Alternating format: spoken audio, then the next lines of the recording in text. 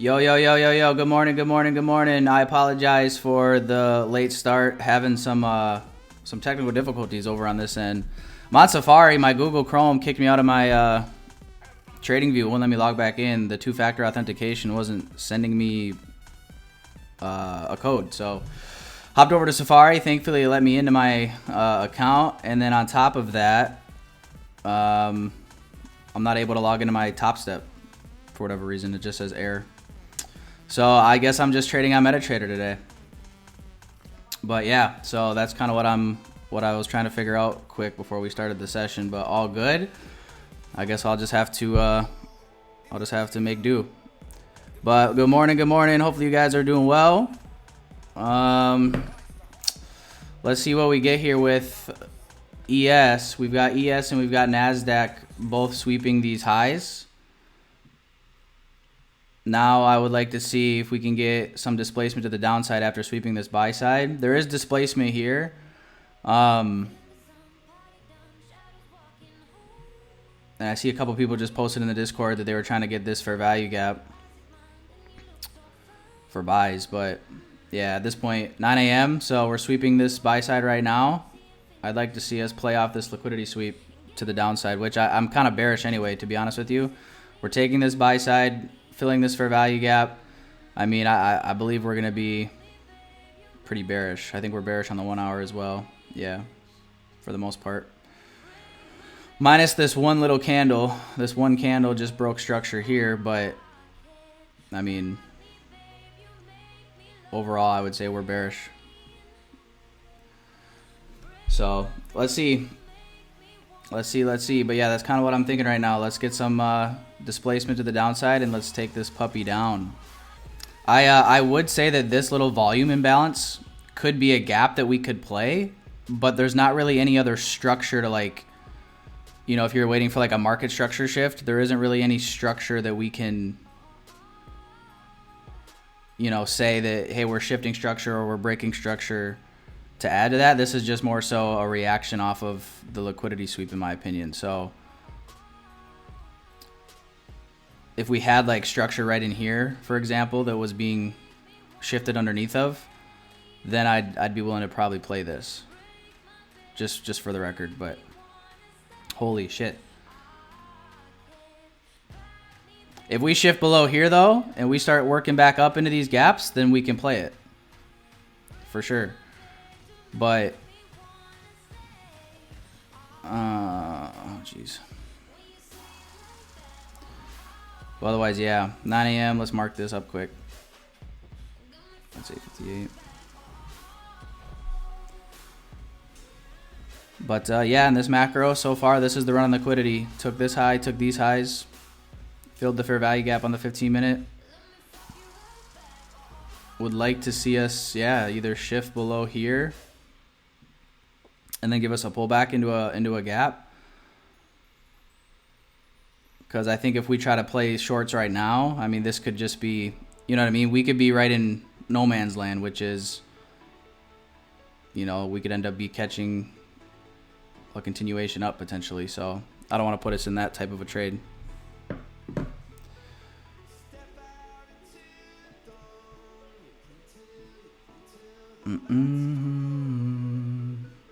However, if we can watch NAS as well because we took the same high.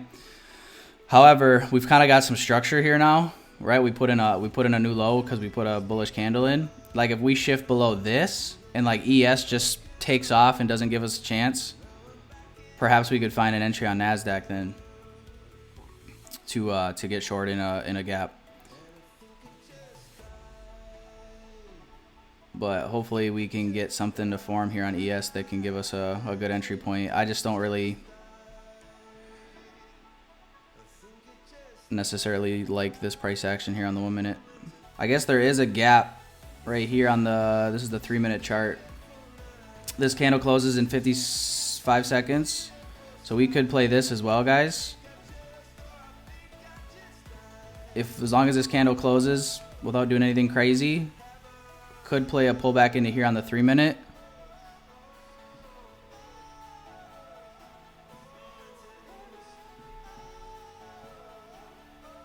Kind of assuming we'll shift structure then, but we could also, fuck.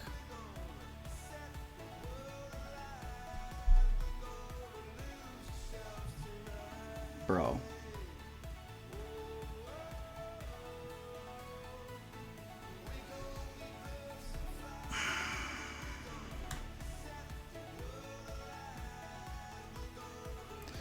Oh, nice. Yeah, if we pull back into this, go ahead and enter. I'm gonna go stop above this high right here. Man, come on.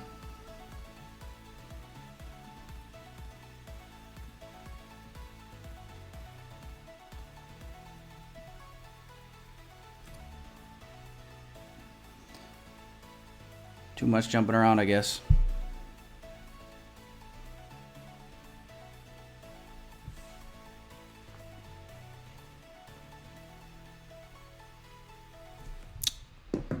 Let's see if I can log in yet.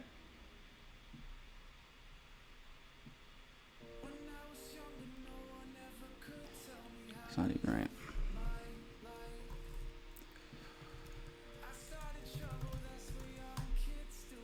Nope.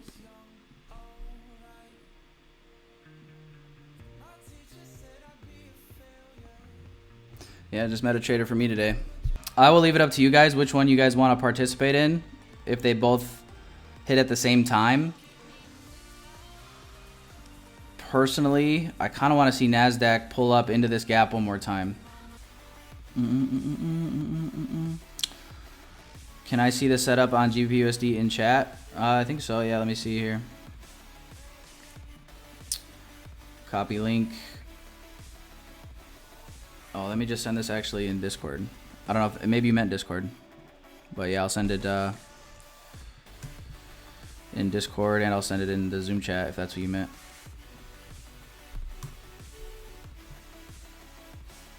All right, dope. Yeah, sent it in the I sent it in both. So, all right, let's see here. Are we gonna get ES? Are we gonna get GU? We might get both. All right, I went short.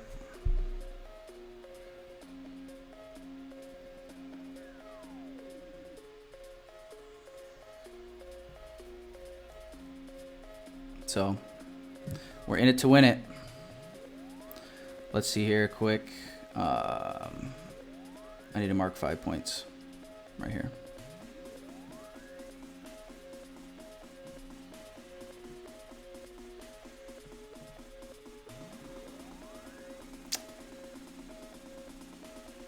It came back for us. NZD, not NZD. NASDAQ hasn't pulled back like ES has.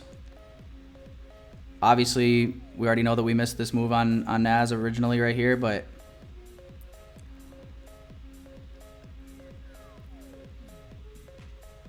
we had to improvise. Coming up on 9:30 again.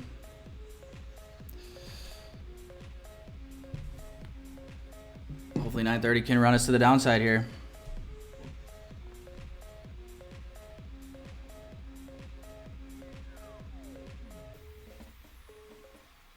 I would say this low is very high probability. This is low resistance liquidity. But if we can break this low, I think we're going to see some... It won't be a fast move today, I don't think, but it will be for sure a nice little like capitulation down, I feel like, most of the day. But yeah, guys, I like the setup. Obviously, I would have rather caught NASDAQ initially when we first were, looking at it. But this is kind of the second chance setup. This is the second chance setup just based on, we got to pull back. We're still bearish on this 15-minute time frame. We already closed this gap with this push up where we swept that buy side that we're kind of trading off of. So swept buy side, filled this gap. Obviously, market structure shift right here and break a structure, I guess, depending on whatever you want to label it as. Doesn't really matter. But and then we got fair value gap entry here on the 3-minute on this setup right here. Volume imbalance right here, fair value gap, tapped right into it, about 50%. We'll see if it wants to fill the rest of it. I don't know. Hopefully not. Just tank and get this thing over with. You know what I'm saying? But We'll see. This is the second chance setup nonetheless.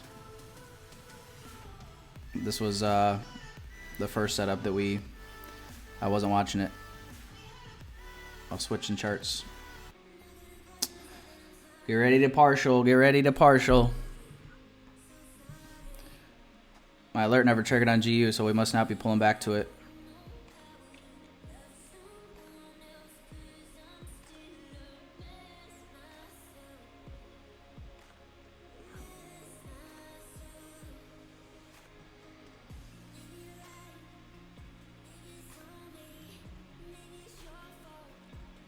How do you overcome greed by doing partial profits? How do you overcome greed by doing partial profits? I guess, hang on real quick. Let's see if we hit this. But I think I know what you're saying. Or I think I have a good answer for you. I was going to make a TikTok on this today. Because I see people commenting a lot, and like I saw a comment last night on one of my trades, and they were talking about like, oh, by the time you hit take profit 3 or whatever, I mean, they're like, it was probably only like a little less than a 1 to 2. And I've shifted my thought process with risk to reward, I would say, significantly over the last year and a half. But it used to be, I would actually say the fact that I was shooting for high risk to reward was probably one of my biggest reasons why I was so inconsistent for the longest time. Because I cared so much about 1 to 3, 1 to 4, 1 to 5. I understand that the math makes sense. I understand that there's nothing wrong with saying, hey, I want to risk $1 and make 4, right? There's nothing wrong with, I get it. It makes sense. It's good. I get it, right? It's good risk reward. But at the same time, I'm speaking for myself here as well, but what I've seen in many other people is the fact that how many times do you know, there's a reason you're not profitable shooting for risk rewards. You're shooting for 1 to 3s, 1 to 4s, 1 to 5s, and you're not making money. You're losing account after account. You're blowing challenges. You're not making money. It doesn't work. How many times do you have a trade that hits like you're in blue, you're in nice profits, and then it turns into a loser? Or you held a trade for 2 days and then you get stopped out of break even, you make absolutely nothing. And now you're pissed off because you were like, oh, I should have just closed, or I should have taken something off the table.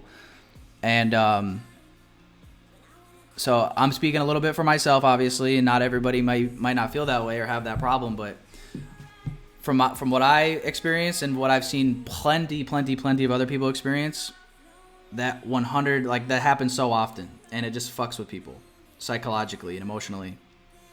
And at the end of the day, like, your odds of hitting a 1 to 3 or higher is so much lower than getting a very high probability 1 to 1, 1 to 2.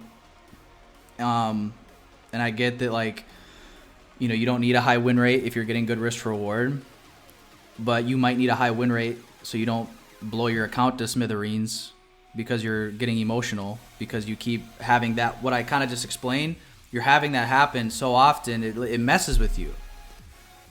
Say what you want, but it messes with a person, right? Like, it messes with you when you hold a trade on the 1 hour, the 15 minute, the 4 hour, just to end up hitting stop loss for a day or two later, or just end up with nothing. And then, like, or you missed the whole trade and, like, you look back at it, you're like, oh, nice. It played out during the one session. I wasn't paying attention to the market. Like, you know what I'm saying? Hang on, let's get ready to partial. Boom, partial, TP1 right. TP1 hit. Remove your risk. I partialed, but I'll continue what I was saying. I know I kind of cut my answer short. Yeah, so TP1 done. Kind of sucks still that we didn't catch NASDAQ. I want to just see. I'm not going to take this. You guys can take it if you want. As far as, like, I don't know if this will play out here, or what I think potentially could still happen. Like, who's to say we don't come for this high quick and then sell off? So that's why I'm just going to leave it be. If you're feeling risky, obviously do what you want to do with your account. But I'm happy we caught something, even though we missed the initial move that we wanted. So our second chance entry gave us a TP1. So I'm happy about that. and not being so concerned about getting a 1 to 3. I'd rather have a higher win rate and a lower risk reward. And I used to be flip-flopped. I used to think that it was I'm like, oh, I can flex the fact that I can lose more than I win and still be profitable. So like that was a shift that I had to have. But it really, it's an ego thing. Like, if you think about it, why is it such a big deal that, oh, I risked 1% and I made 5%? Why is that such a, who gives a shit? To me, that's like, in a way, it's very similar to gambling. Versus when you're trading this way, you have a higher win rate, you have concepts and a strategy that you know is very, very effective, and you're actually going for singles, and you're just going to get on base, and you're going for singles and doubles. Like, to me, a double is when we get like a full take profit. Like when we get like a full, TP3, TP4 hit. To me, that's like hitting a double. And like a home run would be, if you leave a runner and like you just end up getting a bonus, amount of pips or points or whatever. But when you're trying to go from like, I'm risking 1% to make 5%, risking 1% to make 6%, or some people even go crazier than that. One, they're not winning as much as they say they are. They're only showing you the trades that they win or the trades that they find on a chart and they mark it up and they say they caught it, which is BS half the time. Versus, we know that trading is a game about stacking your wins. So, if you're stacking your wins, what does that look like in terms of just correlating that to risk reward? To me, it's doing what we did today, and trade, and that's how we trade every day. Paying yourself along the way. And yeah, you might leave some money on the table when you get a really big move, and you'll say, "Oh, bro, if I didn't partial, I would have made X amount more money." But that's the wrong thinking. That's the only way to put it. I'm not trying to be mean. It's the wrong thinking. It's going to hurt you, because that thinking is what would have potentially turned a trade like today into a loss. Is thinking, oh, I'm not going to partial because Tyler said it's a good probability that we'll come to this low or something, or this low, so I'm going to hold on for a little bit extra. I can speculate. You can speculate. God himself can speculate, but I mean, God probably knows what's going to happen, but like, we don't know what's going to happen. These Wall Street bankers, they don't know what's going to happen either. They can have a good idea. Bro, get this. Market makers, like, even when there's manual intervention, there's 252 trading days, right, in a year. Companies and banks like JP Morgan, Wells Fargo, obviously they do have a trading floor of traders, and that they handle their clients' portfolios and things like that. And they give their track records. It's all public information. You guys go look this up. I don't have like the exact site on hand, but you can go Google it. Like Google JP Morgan annual report or whatever, and you can find the document. And at the end of that document, they show their P&L for the year, and they have like a little table at the end of it. And at the end of it, it says how many green days versus how many red days. So even banks like JP Morgan and these big institutions that have obviously tons of money, those are the market makers, right? Like that we talk about, like they actually influence the market. When they inject money into the market, that's when you'll see moves happen. Moves don't happen just because we place trades, right? But they, even as the market makers, have about 15 to 20 red days throughout a course of a trading year. So think about that. They don't win even the market makers don't win every day. They win a lot. Their win rate is insane. Don't get me wrong. Like, take 250 days in a year, 252 trading days, minus 20 red days. That leaves obviously 232 green days, right? So their win rate's nuts, obviously, because they're the market makers, but they still lose. The banks, the market makers, even still lose. So what does that tell you? That tells you that even though they have influence over the market and they actually in some way dictate which direction it goes, even they don't know what's going to happen. They don't know. And look at situations like the 08 crash, right? When all these banks basically, went under, and a lot of people, some people, not a lot, but some people got rich shorting the housing market, shorting these big banks. Obviously, these big banks ended up getting bailed out by the government like they always do. But that's beside the point. Like, they don't know. We don't know.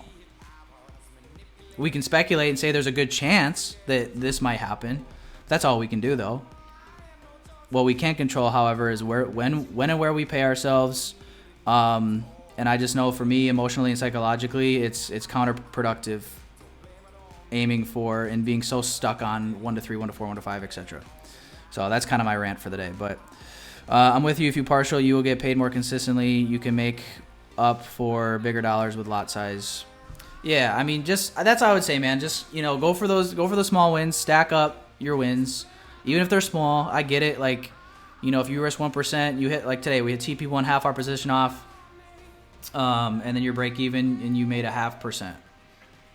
I get it. It's nothing crazy. You're not passing funded challenges in a day, but that shouldn't be the goal either. That's bad. To me, that's bad. Like, I don't get it. Why people have that goal. It's such a stupid goal. I want to pass my funded in a day, in 2 days, in a week. Why? Doesn't make sense. To me, that's if you get funded that way, you're going to lose that account. I think. 9 out of 10 times. I'm not saying that that's what you guys, like, I'm not coming at anyone or anything. I'm just, like, speaking in general here. That's what you see on TikTok, on social media. Like, isn't that not what you see? Guys, I got funded in 7 days, in 2 days. I got funded in 2 trades. Shut up. You got lucky is what you did. Let's call a spade here. You gambled and got lucky. It happened to work out. Congrats. Yeah, I get it, man. I'm rambling. It happens. But yeah, it looks like this did react pretty nicely off that gap, off the 1 minute. Yeah.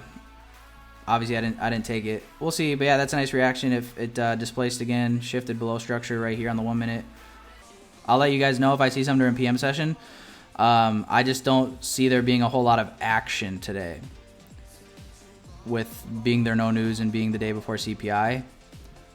And the move that I would have wanted to see would have just obviously been a continuation of what we tried catching, right? So that'd really be about it. And if you wanna look for entries using this analysis, by all means, feel free. Just don't overdo it. Don't be full port in your account. Don't be doing nothing crazy. Like, just stay within your plan, whatever that plan is for you. But yeah, we got back with a dub today. Could have almost been 2 dubs, or it would have been a little bit nicer to catch this NASDAQ, 1 minute, just because it would have been a little bit more of a move. We would have caught down to this low, been a nice 24 points. But it is what it is, man. I got caught sleeping, jumping around between pairs, looking at too many things at once. So I'm glad we caught this re-entry. We got exactly 5 points to the tick, and then pulled back. So a little over a 1-to-1 there. And secured half, and then we're out at break even at that point. So hey, sticking to our plan. We're consistent, guys. We're consistent. So we know that if we're consistent with our approach, we can predict what's going to happen with our accounts. All right, I'll leave it at that, y'all. Have an amazing Tuesday. If you need anything, reach out. Otherwise, I'll see you guys tomorrow, and I'll talk to you guys in the Discord. Peace out. All right, if anybody took the NAS trade, we are now at TP1, TP2, holding for a potential take profit 3, which is right down here. At this 1 hour low, right before we get down to a pretty big gap here on the daily, which could be a potential draw on liquidity. But yeah, great clean setup. Obviously talked about it on the session, didn't participate in this setup, but plenty of people in the Discord did, and on the live session. So just wanted to add this in the YouTube recording. For me, it was just a TP1 and done day on SPX. So unfortunate, and obviously, if you guys watched the earlier part of the recording, I really wanted this setup. So that sucks. Definitely unfortunate. So it just wasn't my day today. That's all I can say. I'm human, and shit happens. So that's all I can really say about that. But all in all, clean setup. I'm very happy that people in the Discord were able to catch this. And then GBP USD never came back and doesn't look like it will come back. So we will leave it at that. But I just wanted to hop on here, show you guys a little bit of an update because this played out as I was going to go ahead and upload it to YouTube. So just a little bonus for you guys. So I appreciate y'all. If you guys have any comments, let me know down below. If there's any videos that you guys would like me to make for the YouTube channel or even for TikTok, doesn't really matter. but definitely want to put out as much value and content that's going to help you guys as much as I can. And hopefully these live sessions are able to kind of help you guys get an inside look of like my thought process and like what I'm thinking in the actual live market, because obviously bar replay is always easy. It's always easy to look like a genius in bar replay. And obviously it's always going to be a lot different when you're in a live market environment. But yeah, that's all I got for today, y'all. Peace out.